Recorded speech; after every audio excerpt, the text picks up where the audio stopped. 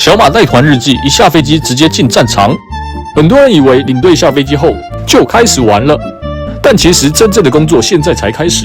一下机先集合客人，确认有没有人走散，再来等大家上厕所，等人拿忘记的东西，帮忙连 WiFi 对时间，同时还要通知司机告知准备出关，接着带大家排队查护照、领行李。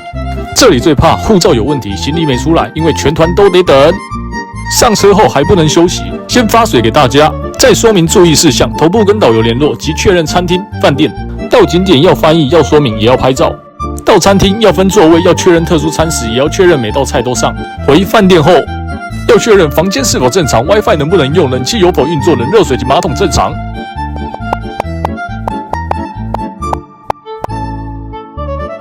确保安顿后通知明天集合时间，这时候一天才真正结束。